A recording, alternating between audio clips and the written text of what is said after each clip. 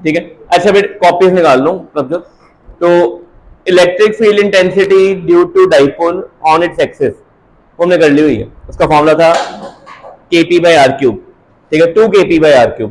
के क्या होता है 4 पाई एप्सिलॉन नॉट। ठीक है, 1/4 पाई एप्सिलॉन नॉट होता है के। ठीक है, डाइपोल वही है। अब ऑब्जर्वेशन पॉइंट कहां पे है? Equatorial line. अपनी कॉपी पे लिखो इक्वेटोरियल लाइन का अनदर नेम क्या होता है? Perpendicular bisector. लिखो इक्वेटोरियल लाइन का नाम क्या होता है? Perpendicular bisector. दो चार्जेस आ गए प्लस क्यू, यहां पे कौन सा आ गया? Minus Q.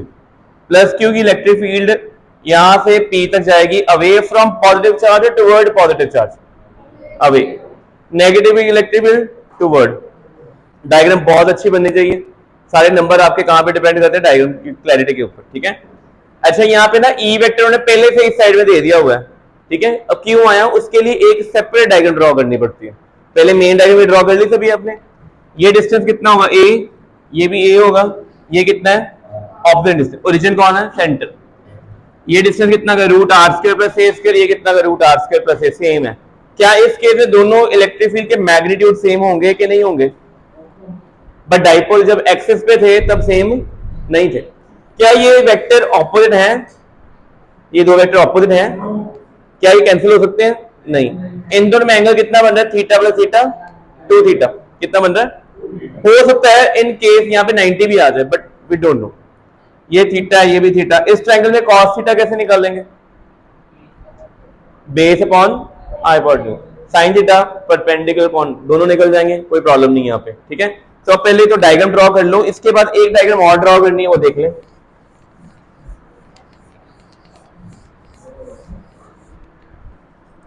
देखो इधर बेटे, ये आपने डायग्राम ड्रॉ करी। पी पॉइंट पे कौन कौन से दो वेक्टर लग रहे हैं? एक ये कौन है? E plus Q. और ये कौन है? देखो दोनों वेक्टर की जो एरो की लेंथ होनी चाहिए ना, वो बिल्कुल सेम होनी चाहिए। क्यों सेम होनी चाहिए पता किसी को? दोनों का मैग्नीट्यूड की है सेम है। अगर मैग्नीट्यूड सेम है वेक्टर लेंथ बिल्कुल इक्वल होगी। E minus Q. दोनों में एंगल यहां पे थीटा, ये भी कितना है? थीटा। अब आपने क्या करना है? कंपोनेंट में रिजॉल्व करना है। E प्लस क्यू का एक कंपोनेंट यहां आ जाएगा, एक कंपोनेंट कहां चला जाएगा? ठीक है, ऐसे ही E माइनस क्यू का भी एक कंपोनेंट कहां आ जाएगा? नीचे, और एक इधर चला जाएगा। ये कंपोनेंट कौन होगा? E plus Q sine theta. ये होगा E minus Q sine theta. और यहां पे क्या आएगा? E plus q cos theta, E minus Q. यहां तक आगे कंपोनेंट। क्या वर्टिकल और वर्टिकल कंपोनेंट कैंसिल कर जाएंगे एक दूसरे को कि नहीं करेंगे? They will cancel each other. और हॉरिजॉन्टल कंपोनेंट ऐड होंगे, तो इसका मीनिंग रिजल्टेंट इलेक्ट्रिक फील्ड किस साइड में होगी? ठीक है, तो आपने जब डायग्राम ड्रॉ की, वो डायग्राम ड्रॉ की, नीचे आपने क्लियर लिखना है पहले तो ये स्टेप कि दोनों की इलेक्ट्रिक फील्ड्स क्या है? इक्वल। ठीक है, फील्ड दोनों की इक्वल है। क्या लिखोगे? अच्छा, इस प्रोसेस को क्या कहते हैं? When we divide a vector into vertical and horizontal component, क्या बोलते हैं इसको? Resolution of vector. By resolution of vector, diagram draw की होगी ना, सीधा लिखना है by resolution of vector vertical component cancel each other. ठीक है, देयरफॉर नेट इलेक्ट्रिक फील्ड, ये लिखा हुआ सारा, ये ठीक है। इस डायग्राम के अकॉर्डिंग चले तो आंसर नहीं बन रहे। ये कहां से आ गया? डायग्राम में नहीं गिवन है, बट वहां से क्लियर है। इधर ओके और नॉट? ठीक है, तो E plus q cos theta plus E minus Q cos theta. अच्छा, ये 2 टाइम्स क्यू लिख दिया, दोनों का मैग्नीट्यूड क्या है? इक्वल है। और कॉस थीटा की वैल्यू कितनी है ट्रायंगल में से? a upon root a square plus r square, ये होगी। तो जब आप EQ को कॉस थीटा से मल्टीप्लाई करोगे, न्यूमरेटर में क्या आ जाएगा? a आ जाएगा, और डिनोमिनेटर में क्या आएगा? रूट आर स्क्वायर प्लस, दोनों के बेस सेम है, पावर क्या हो जाएगी? ठीक है, तो यहां तक बन जाएगा। ये स्टेप में करके दिखा देता हूं, ये देखो, ये क्या बन जाएगा? 2E plus q cos theta 1/4 pi epsilon naught q upon r square plus a square. Cos theta क्या आएगा? बेस अपॉन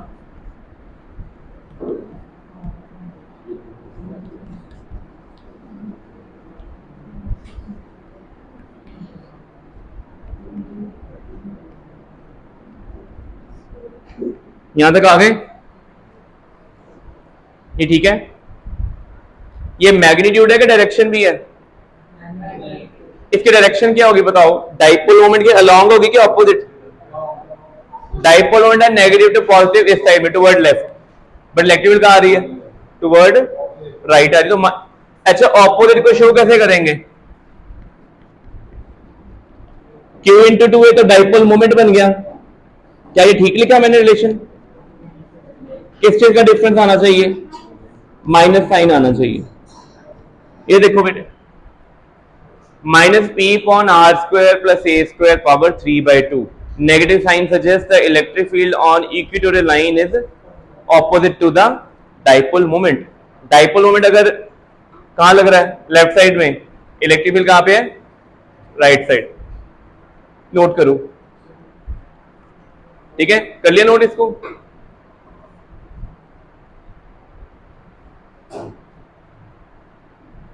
और ये कौन सा वाला केस है? Short dipole. कौन सा केस है? यहां तक हमने कर लिया। जब वहां तक नोट कर लिया ना, उसके लिए फॉर शॉर्ट डाइपोल फिर ये लिखना। ये के लिख रहे हैं, के क्या होता है? 1/4 पाई एप्सिलॉन नॉट।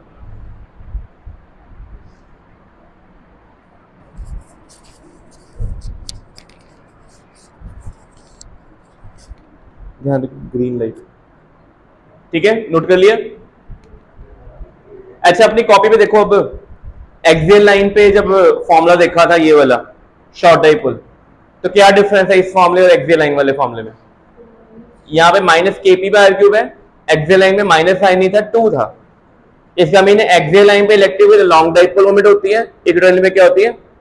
और मैग्नीट्यूड यहाँ पे क्या, अगर 2 नहीं आया इक्वेटोरियल लाइन पे इलेक्ट्रिक फील्ड हाफ होगी ड्यू टू एक्सियल लाइन। ये लाइन नीचे लिखी हुई है, पढ़ो। इस लाइन के ऊपर एमसीक्यू असर्शन रीजन क्वेश्चन बन सकता है फॉर्मूले के ऊपर ही। एमसीक्यू तो कह देंगे विच आर द फॉलोइंग, या write the ratio of the electric field on axial to the equatorial line on short dipole. क्या रेशियो आनी? 2:1। अगर एक्सियल की किससे पूछी हुई है? इक्वेटोरियल से। और अगर इक्वेटोरियल की एक्सियल से पूछने तो 1:2। ऐसे आएगा क्वेश्चन। नोट करो इसको, लिख लो।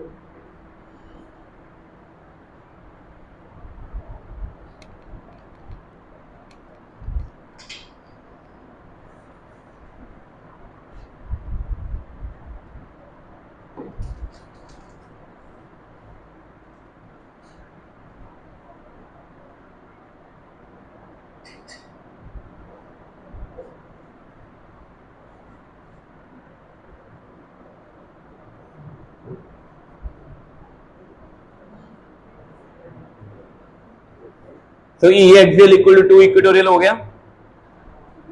ये अगर ये 5 मार्क क्वेश्चन आता ना पेपर में, तो ये प्रूफ करने के लिए बोल सकते हैं, फिर दोनों आर्टिकल प्रूफ करने पड़ने हैं। अदरवाइज 2 मार्क का इंडिविजुअल आता है, या 1 या 2 नंबर के न्यूमेरिकल आ जाते होते हैं पेपर में इस फॉर्मूले के ऊपर। तो हमने पॉइंट चार्ज की इलेक्ट्रिक फील्ड फाइंड कर ली। अच्छा, ये पढ़ लिया हमने, ये किया था कल लास्ट टाइम। पॉइंट चार्ज में इलेक्ट्रिक फील्ड कैसे वेरी करती है? 1/r²। और डाइपोल में क्या आता है? 1/r³। किसकी इलेक्ट्रिक फील्ड जल्दी डिक्रीज होगी? डाइपोल की इलेक्ट्रिक फील्ड जल्दी डिक्रीज होगी कि पॉइंट चार्ज की? डाइपोल की। ये आपने याद रखना है, ठीक है?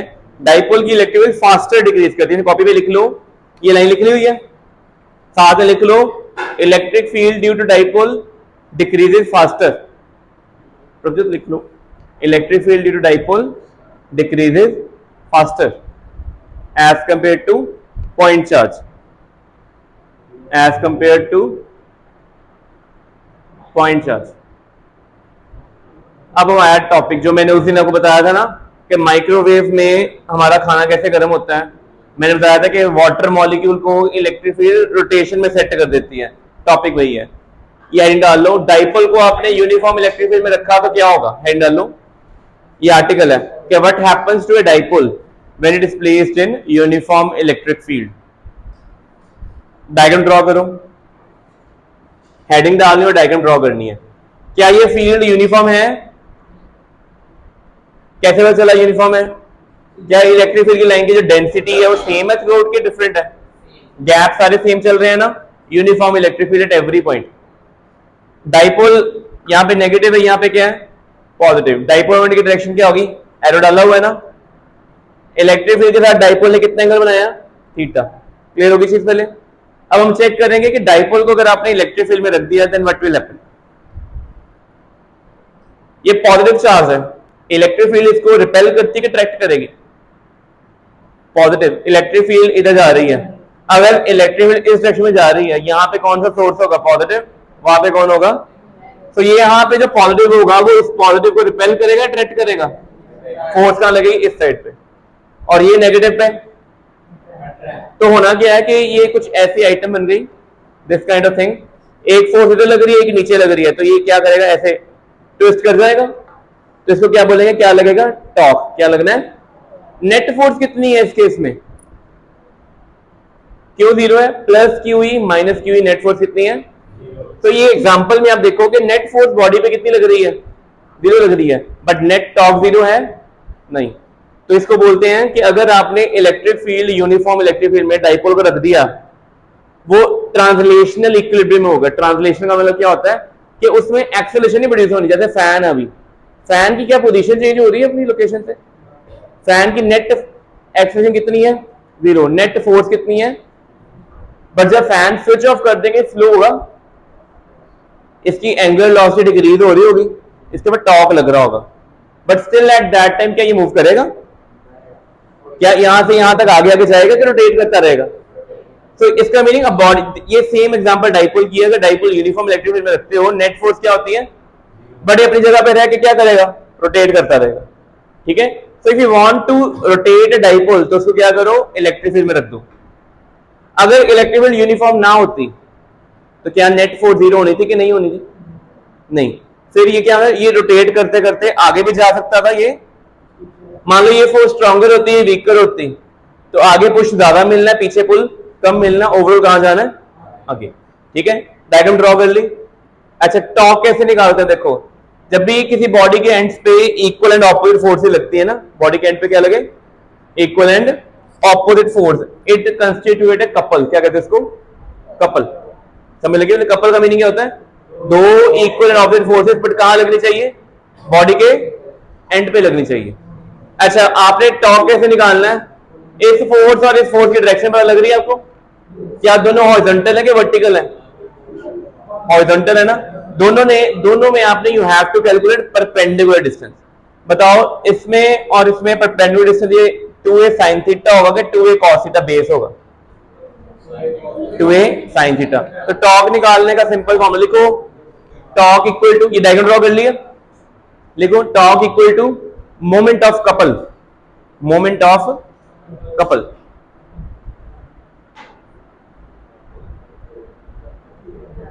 Moment of couple. और उसका फॉर्मूला क्या है? Either force into perpendicular distance. ये आ गया।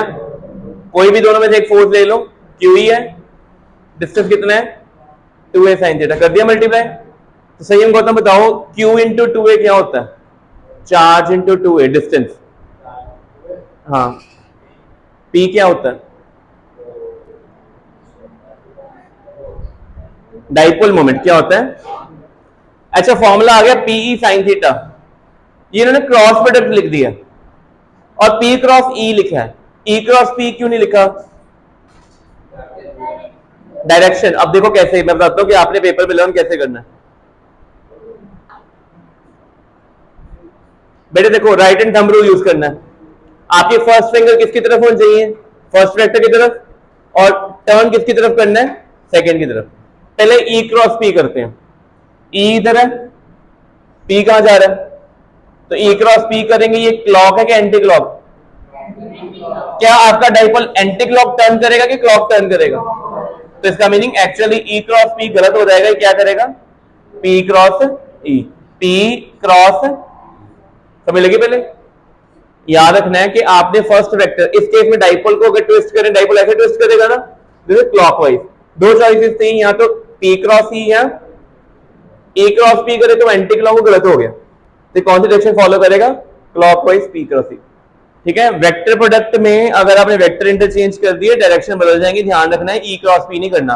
पेपर में तो एमसीक्यू ये आता होता है, which of the following is the correct formula for the dipole in the electric field. एक होगा p क्रॉस e, एक होगा e क्रॉस p, एक होगा p डॉट e, एक होगा E dot P, dot dot तो आना ही नहीं है, कौन सा आएगा, पी क्रॉस ई। ठीक है, ये फॉर्मूला नोट कर लिया। नीचे लिखा हुआ है right handed screw rule. Screw को जब क्लॉकवाइज करते हैं, ऐसे टैप को देखो या स्क्रू करते हो, क्या जाता है, इनवर्ट जाता है ना, और एंटी क्लॉक करे तो आउटवर्ड, वही है। अच्छा, नीचे केसेस आ गए स्पेशल, ये सारे लिखने हैं, बेटे नोट करो ये टेबल, बड़ा इंपॉर्टेंट लिखो, very important for MCQ, assertion, reason and numericals and conceptual problems, सब very important for MCQ, assertion, reason and conceptual question, ये वाला टॉपिक, ये सारा नोट करना आपने।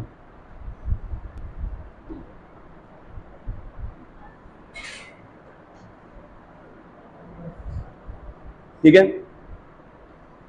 लिखो।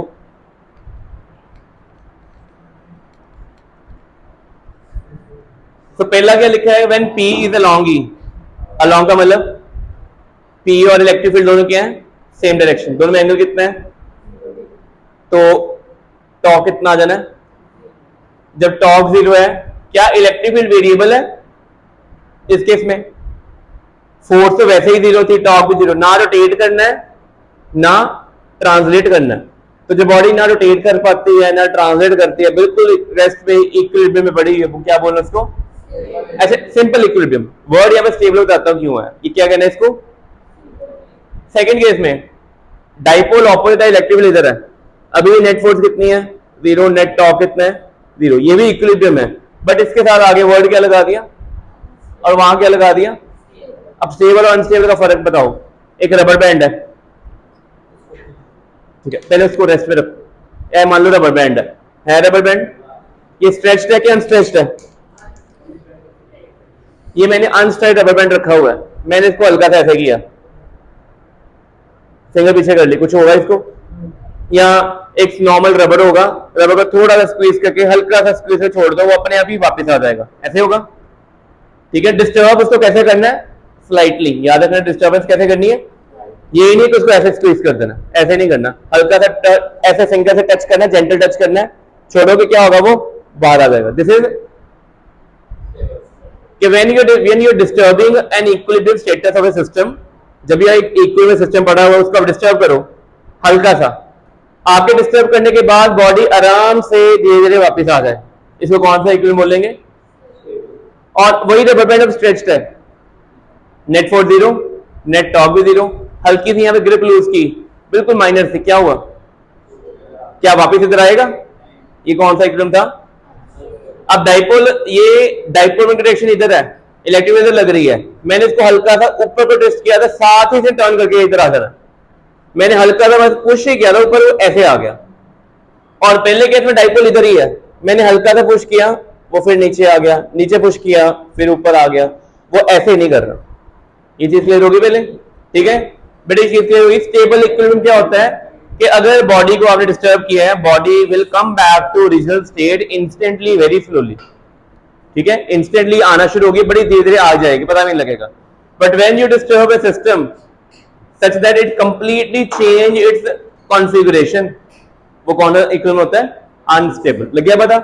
तो पेपर में एमसीक्यू में आ जाएगा, असर्शन रीजन में आ जाएगा कि डाइपोल को आपने हल्का सा डिस्टर्ब किया था, तो डाइपोल ना अपनी कंप्लीट ओरिएंटेशन बदल के बैठ गया, और बोल देंगे ये ना एक इक्विलिब्रियम था, नीचे रीजन में कह देंगे this equilibrium was unstable, is it true, और एक रीजन में कहते हैं दिस इक्विलिब्रियम वाज स्टेबल, तो ये गलत है। ठीक है, तो लिख दिया, ये हेडिंग डाल दी सारा कि कहां पे क्वेश्चन आने हैं, असर्शन रीजन में, एमसीक्यू में और कंसेप्चुअल प्रॉब्लम में। ठीक है, कोई डाउट इसमें। अच्छा, अब आगे देखो, अब क्या किया हमने, कौन सी फील्ड में रख दिए, नॉन यूनिफॉर्म। देखो, when field is increasing along P, मतलब इधर को फील्ड क्या हो रही है, बढ़ रही है, अगर यहां जाते जाते फील्ड बढ़ रही है तो यहां पे फोर्स क्या लगेगी, यहां फोर्स क्या लगेगी, इसके बाद टॉर्क तो लगना नहीं है क्योंकि पैरेलल पड़ा हुआ है, बट ये क्या डाइपोल यही रहेगा कि राइट साइड पे चला जाएगा कि लेफ्ट में आ जाएगा, कौन सी फोर्स स्ट्रांग होगी, ये वाली फोर्स की ये वाली, राइट में स्ट्रांग है। तो आपको पता जब दो फोर्सेस ऑपोजिट होती है रिजल्टेंट कहां आता है, तो इस केस में डाइपोल ने कहा जाना है, तो क्या ये रोटेशनल इक्विलिब्रियम में है, क्या इसके ऊपर टॉर्क लग रहा है? नहीं, तो ये रोटेशनल इक्विलिब्रियम में है, बट क्या ये इसके ऊपर नेट फोर्स लग रहा है? नेट फोर्स जीरो है इसमें कि नहीं है? क्या नेट फोर्स इस पे और इस पे फोर्स इक्वल ऑपरेट करके कैंसिल हो गए कि नहीं हुए? नहीं हुए। एट ट्रांसलेशनल इक्विलिब्रियम में ये आगे चला जाएगा। तो पेपर में क्वेश्चन आ जाए, कुछ ना बोले तो पहले ये देख लो, हेडिंग डाल लो। सिर्फ आपने हेडिंग डालनी है, फर्स्ट पॉइंट लिखना है हेडिंग डायग्राम, हेडिंग डायग्राम और कंक्लूजन। कंक्लूजन में देखो क्या है, नेट फोर्स अलोंग ई है बट नेट टॉर्क कितना है? जीरो। लिखो जल्दी। तो पेपर में टॉर्क के ऊपर टॉर्क का फॉर्मूला ड्राइव करना कभी नहीं आना पेपर में, ऐसे क्वेश्चन आएंगे। 2-3 साल हो गया, हर साल ना टॉर्क के फॉर्मूले के ऊपर न्यूमेरिकल आ रहा है। किसी केस में टॉर्क दे सकते हैं तो डाइपोल मोमेंट पूछ लेते हैं, किसी केस में टॉर्क नहीं देंगे तो कुछ और मतलब चार्ज पूछ लेंगे, टॉर्क पूछ लेंगे, डिस्टेंस पूछ लेंगे, दोनों चार्जेस में कितना है। फॉर्मूला पीई साइन थीटा ही लगना है, ठीक है। और मेजर चैलेंज होता है थीटा कितना है, किसी केस में थीटा गिवन होता है, किसी केस थीटा हमें खुद से डायरेक्ट फाइंड आउट करना पड़ता है, ठीक है। लग गया पता? पेपर में फॉर्मूला लिखने के भी नंबर होते हैं। अगर आप फॉर्मूला लिख रहे हो, वैल्यू पुट करके आ रहे हो, ठीक है, और एंड में यूनिट लिख देते हो, पूरे नंबर मिलेंगे, कैलकुलेशन चाहे ना भी करो, ठीक है। पहला केस लिख लिया, नोट कर लिया? प्रभु लिखो, लिखो कॉपी पे, सारी चीजें कॉपी पे लिखनी है, थ्योरी कोई लिखने की जरूरत नहीं है।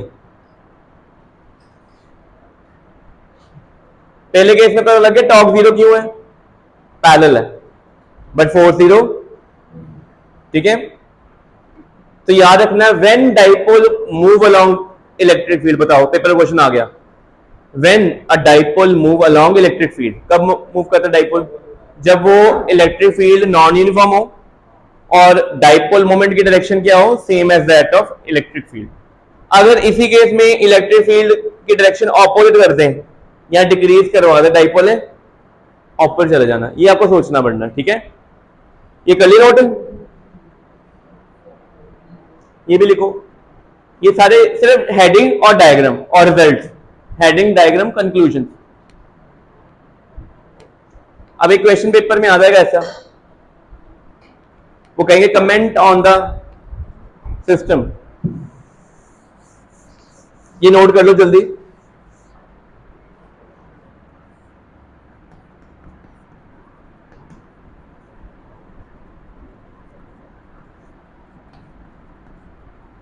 बेटे देखो डायग्राम में एक सिंपल सा क्वेश्चन है, कहते हैं comment on the system nature. एक सिस्टम है, इलेक्ट्रिक फील्ड इधर को बढ़ रही है, डाइपोल ऐसे पड़ा हुआ है, इस डाइपोल के ऊपर क्या क्या होगा सब बताना। तो कैसे हैंडल करना, देखो इस जगह पे कौन सा चार्ज होगा, नेगेटिव के पॉजिटिव, यहां पे क्योंकि डाइपोल मोमेंट की डायरेक्शन क्या होती है, नेगेटिव टू। इलेक्ट्रिक फील्ड कहां जा रही है, उधर जा रही है ना। पॉजिटिव चार्ज के ऊपर फोर्स कहां लगेगी, सेम डायरेक्शन में, और नेगेटिव चार्ज के ऊपर सेम डायरेक्शन फोर्स कहां लगेगी। अब बताओ E1 मोर है कि E2? E2 ग्रेटर है ना, तो कौन सी फोर्स जीतेगी फिर? So QE2 is more than, what does it mean? इसका मीनिंग डाइपोल रेस्ट में होगा कि मूव करेगा, किस डायरेक्शन में करेगा, इधर इस साइड पे, लेफ्ट पे के राइट पे, लेफ्ट पे। तो ये फोर्स क्या है, ये ग्रेटर है, और ये क्या है, तो डाइपोल क्या करेगा, डाइपोल एक्सेलरेट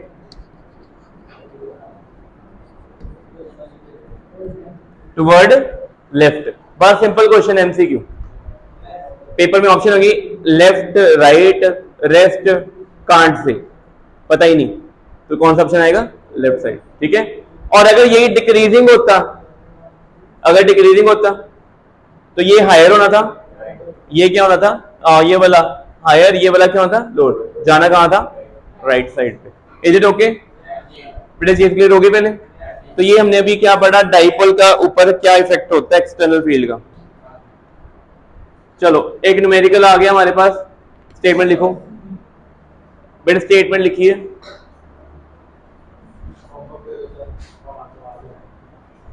कितना टाइम हुआ, टाइम हो गया। स्टेटमेंट लिख लो, होमवर्क में करना, फिर स्टेटमेंट लिख लो, this is homework. Dipole given है, अच्छा प्लस माइनस 10 माइक्रोकूलम लिखा हुआ है। प्लस माइनस का मतलब क्या होता है? एक पॉजिटिव चार्ज है, एक नेगेटिव है, डाइपोल है। सेपरेशन 2, ये 5 सेंटीमीटर 2a है कि a है? हमें सेपरेशन कितनी लेट करते हैं डाइपोल में? 2a, this is 2a। पहला पॉइंट P कहां पे है? एक्सिस पे। P कहां पे है? एक्सिस पे। कितने सेंटीमीटर पे? फॉर्मूला क्या लगाना है? 2kp x upon r square minus x square power 2, ठीक है, वो वाला। बी पार्ट में Q पॉइंट कहां पे है? क्या लिखा हुआ है? Line passing through O and the normal. ये कौन सा केस है? एक्सियल है कि इक्वेटोरियल? इक्वेटोरियल। वहां पे क्या फॉर्मूला बना था? kp upon x square plus r square 3/2। अब x आपके पास कितना है? 15। यहाँ r आपके पास 15 है, a कितना है?